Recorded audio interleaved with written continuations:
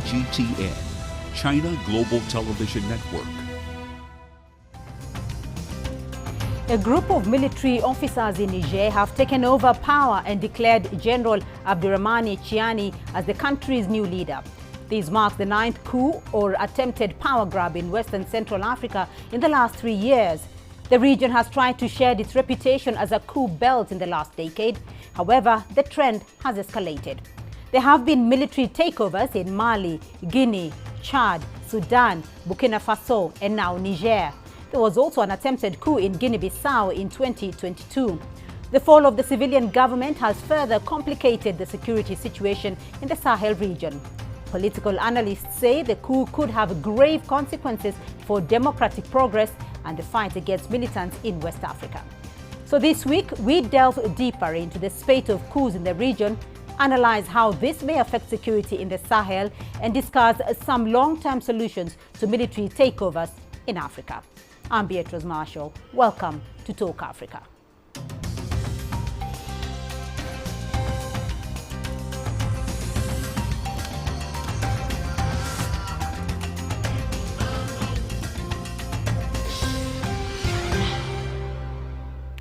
Well, joining me now to unpack the latest coup in West Africa are from Abuja, David Otto Endele, Director at the Geneva Center for Africa's Security and Strategic Studies.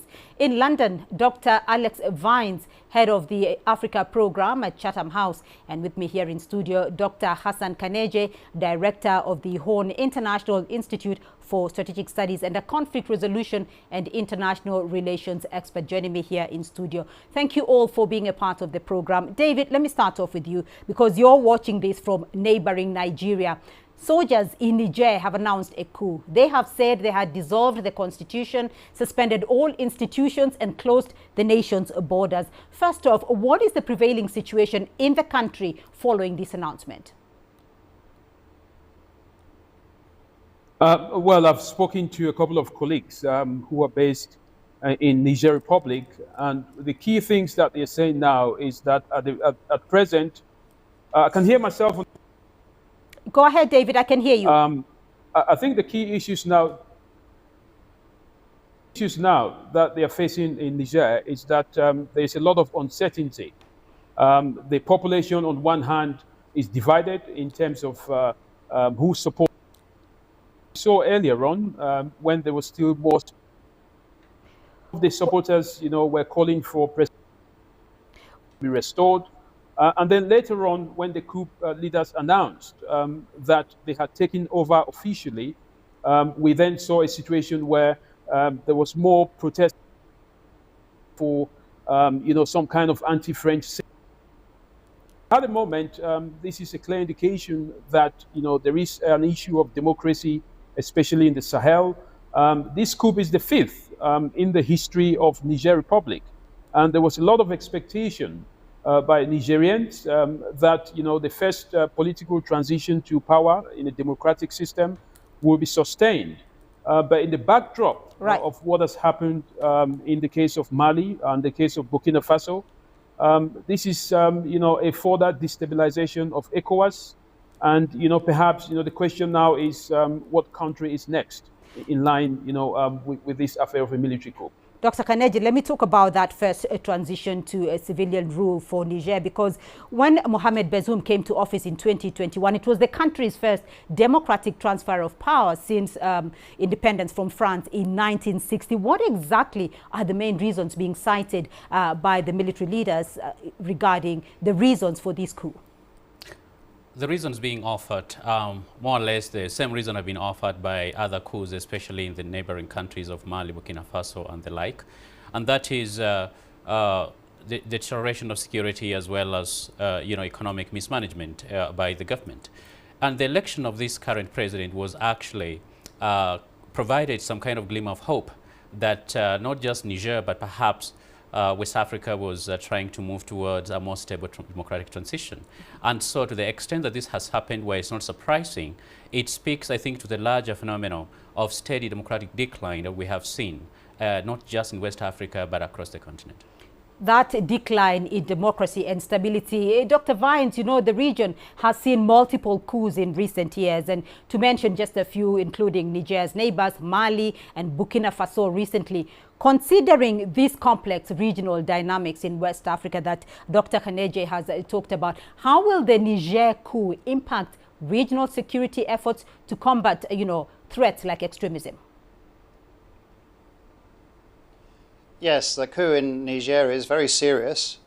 Western countries had reconfigured their security partnership posture to focus on Niger.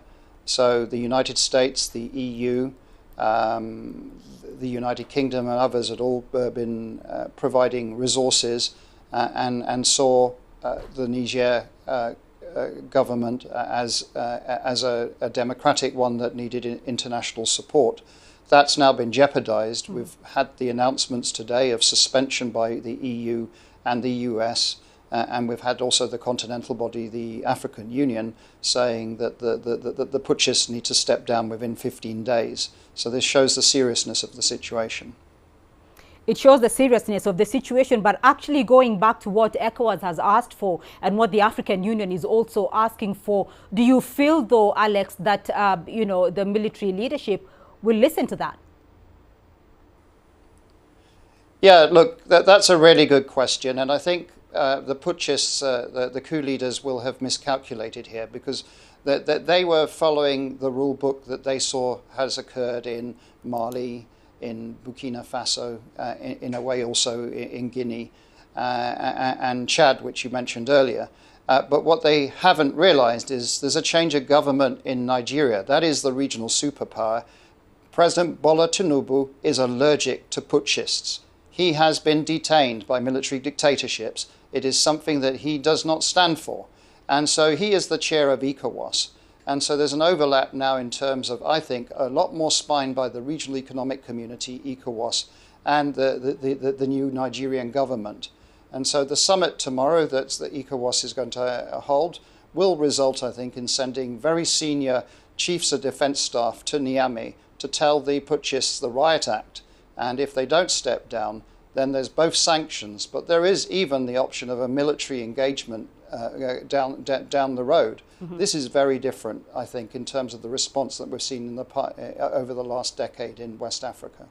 David, let's explore that position of the ECOWAS chairperson and president of Nigeria, Bola Tinubu, whom, of course, Dr. Vines says is averse to military coups.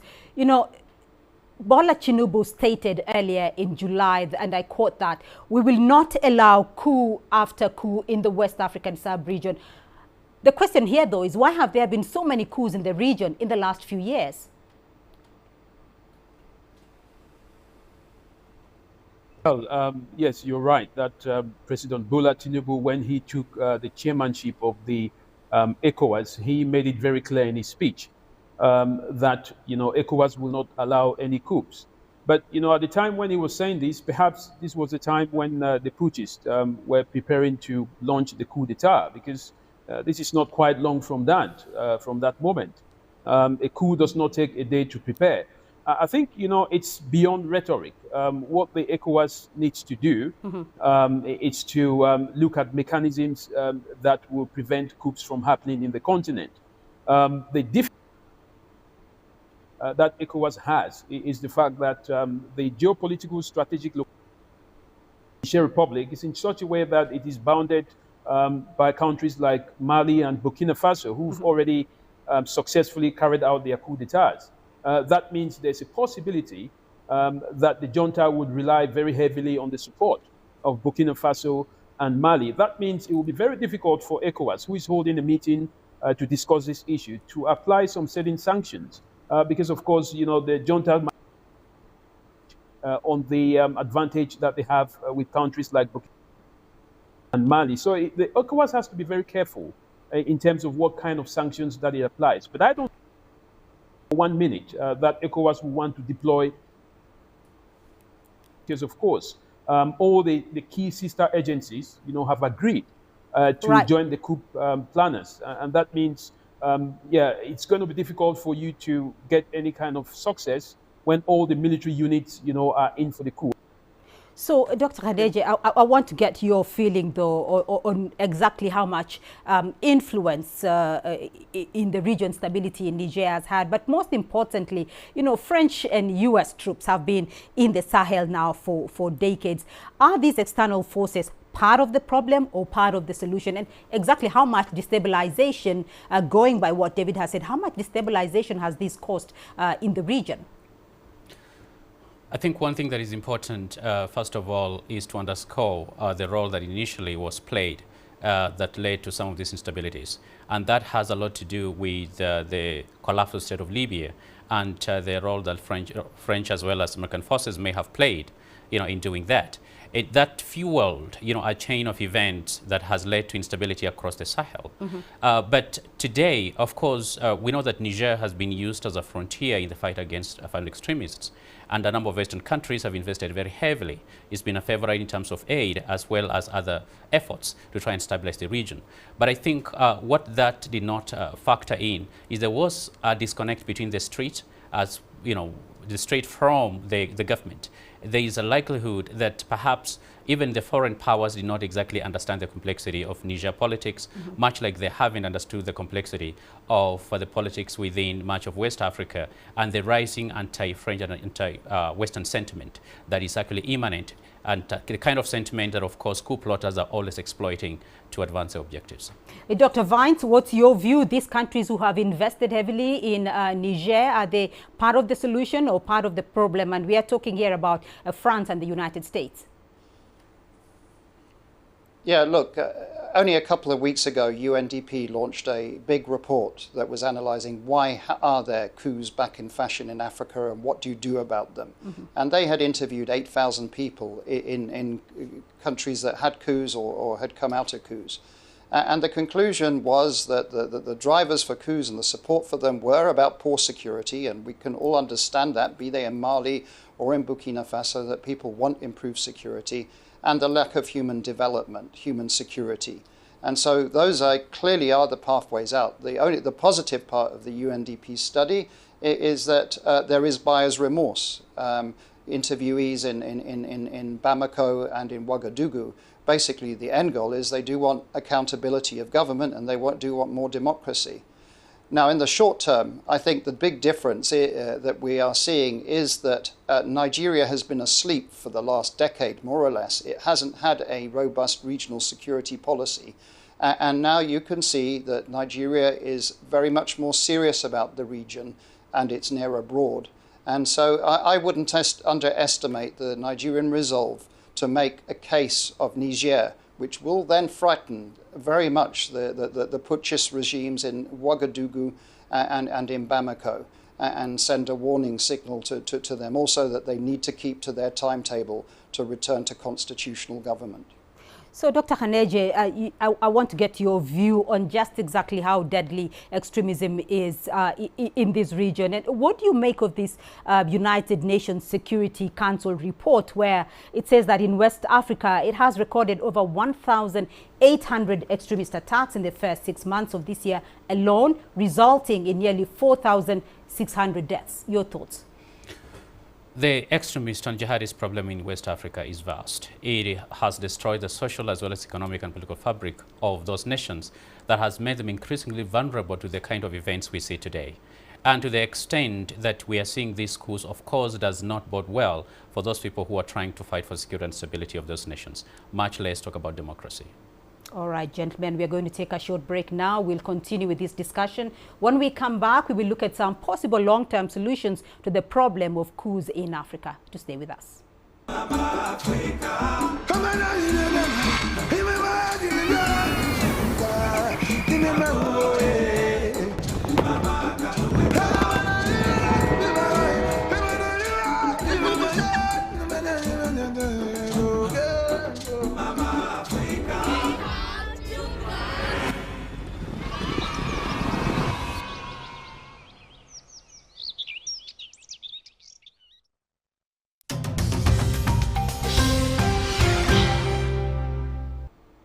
Welcome back to Talk Africa. Still with me, David Otto Endele, Dr. Alex Vines, and Dr. Hassan Khaneje. Before the break, we looked at the impact of coups in the West and Central African region. Let's now look at some possible long-term solutions to this problem.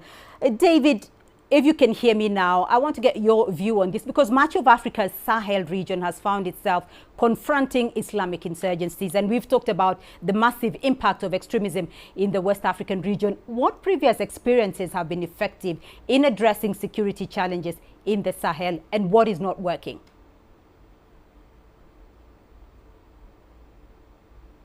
When it comes to dealing with insecurity, especially as it relates to linked to ISIS or Al-Qaeda, but there is also the element of governance, the relative deprivation. David, unfortunately, I'm having a bit of trouble with your sound here, but let me put that question to Dr. Khaneje here. What previous experiences in solving the extremism situation in the Sahel region? What is working and what is not working? One thing, especially when it comes to fighting Islamist and other insurgent, kind of activities, is you need to localize solutions to them. We cannot have an imported model to try and solve a very unique and a very local problem. So that dynamic is something that needs to be understood. Secondly, the efforts in fighting extremism as well as the terror activities has to be consistent and has to be backed by enough finances as well as equipment. That a lot of times is done in piecemeal. And of course, without much sustainability and commitment of purpose, you cannot fight terror. Thirdly, there is a need for coordination across countries. You cannot, for instance, mirror in on Niger problem alone without the complexity of the entire jihadist theater in much of the Sahel, as well as West and North Africa. Dr. Vines, you've talked about the important position that Nigeria finds itself in right now, but I want to get your views on what you think are some of the possible solutions here, what has worked, and what exactly you feel Nigeria can do to make a difference. Yeah, so some things have worked better. The multinational joint task force for the Chad Basin has worked better. I was in Nigeria for the elections in February. Boko Haram and radical groups were not a problem for those elections, reflective of both regional cooperation but also improving capability of Nigerian military. So that's one good example, which as your previous speaker had said, from Nairobi, is tailor-made for kind of local responses. The economic community of West African states wants to be a lot more assertive. There is now a plan for a regional counter-terrorism force. That will be a brigade level operation. And there is discussion on ECOWAS that it will self-fund it, but it will then look at how it can repurpose military equipment, for example, from the drawdown of the UN operation in Mali. These are all very good ideas. And the problem of the Sahel is that there have been a multiplicity of strategies. There are, from my count, at least 23 of them. And a number of other initiatives, as a part of it, are in deep trouble. The G5 Sahel, for example, is not fit for purpose any longer. The Accra initiative isn't really working. It's mostly an information sharing initiative. The Nouakchott process has never really taken off. So this, again, I think, is where leadership from Nigeria and an understanding that actually there needs to be consistency, I think, can make a significant difference for Sahel security. Other African countries have also spoken out strongly against the coup here. What do you feel is the position of the African Union? Will it have much weight? The African Union's position is they do not support unconstitutional or extra-constitutional changes in government, and I think that is going to remain. And with the kind of, I think, statement they have issued, we expect that there should be a response from the coup plotters in Niger. However, it's limited with regard to what it can actually do. And going by the recent history of coups in West Africa, you have seen outside statements of condemnation as well as perhaps a movement towards sanctioning certain individuals.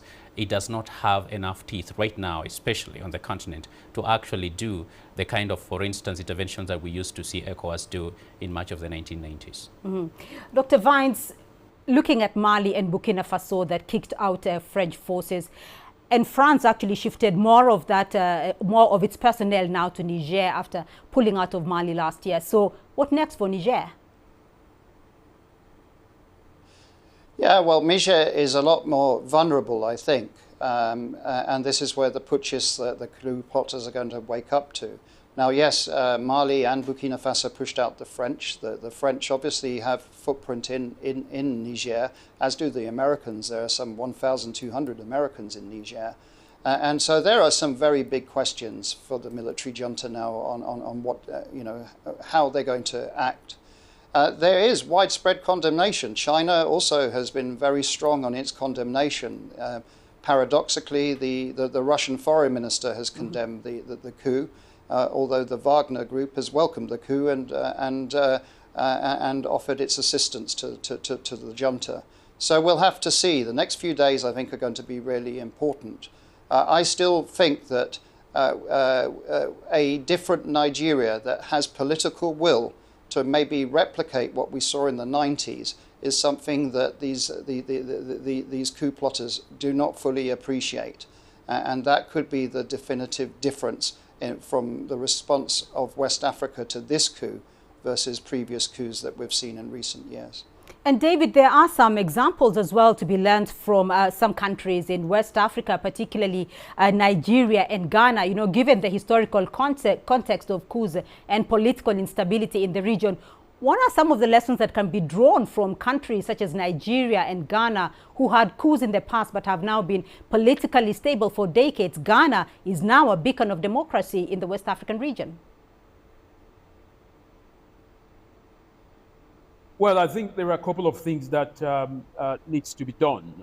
First of all, countries like Ghana and Nigeria, what they've done effectively is that they've provided a coup-proof system in a situation whereby the military to power. What you see in countries like Niger Republic, Mali and Burkina Faso and others that have had coup d'etats is that the military has a lot of leverage. The military is being seen as protecting the strong men. So in the time of, in the case of Nigeria, President Olusegun Obasanjo at the time, had made sure that he decentralized the power of the military, and the military is now incapable, of uniting to carry out a coup d'etat. I think this is what, these other countries should be looking at. But principally, I think the best is sure that the economic situation, the situation of insecurity, is looked into critically, so that it should not be used as an excuse. But I think, more or less, some of the key issues that we've seen recently is that some countries, their leaders have, I need to cut you off there for a bit. Apologies for that hitch in the technical situation. And I want to come to you, Dr. Haneje, probably, and get your perspective on what you think has made Nigeria and Ghana a success here. I think the magic between the success of Nigeria and Ghana lies in ability to build alternative to military leadership, and that is strong civilian institutions that have now survived the test of time. Second is to reduce the militarization of the political economy of those two countries.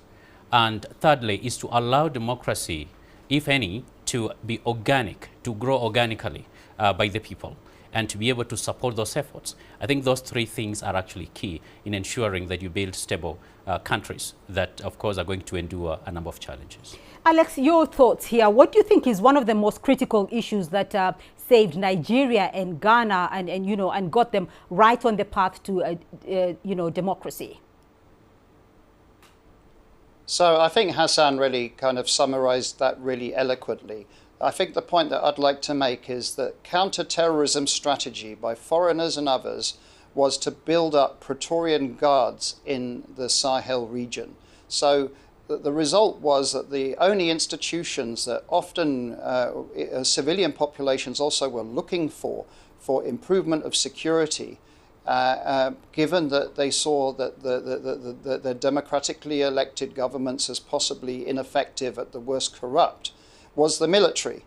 And so the unintended consequence of this strategy was to turn fragile states into brittle ones. And I think, again, when you see the justification of the putschists in Niamey, they're saying, well, the economy has tanked, they're going to improve that, and they're going to improve security. And there is some popular support in Niger, no doubt, for this coup, although I have my doubts that it's as popularly supported as it was initially in Mali, and to a degree in Burkina Faso, and very much so in Guinea, although we need to accept that the Guinean coup was different because that was a counter coup to a third-term coup, where the president had changed the constitution and was running again for having a third term, which was against the majority view of where that country should have been going. And I want to get your final thoughts, all of you. Let me start off with you, Dr. Khaneje. I mean, when we're looking at 9 coups in the last few years in that particular Central African, West African region. What do you see as some possible long-term solutions in ensuring lasting peace and political stability in the West and Central African region? One thing, especially in the West African region, is that as the continent, they should not legitimize when men in uniform start behaving badly.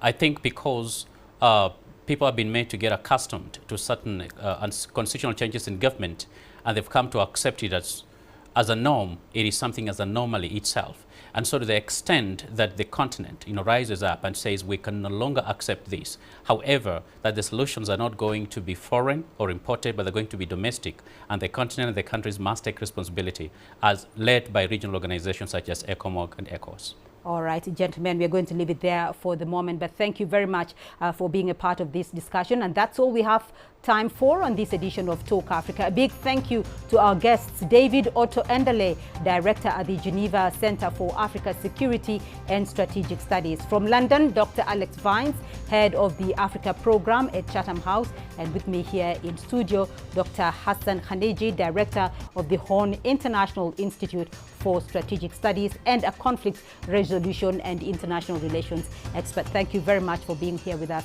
Remember, you can be a part of this conversation online through our social media handles on Facebook and Twitter. You can also catch the show on our YouTube playlist. Do keep the conversation going and join us again next week for more Talk Africa. From me, Beatrice Marshall, and the team here in Nairobi. Until next time, bye-bye.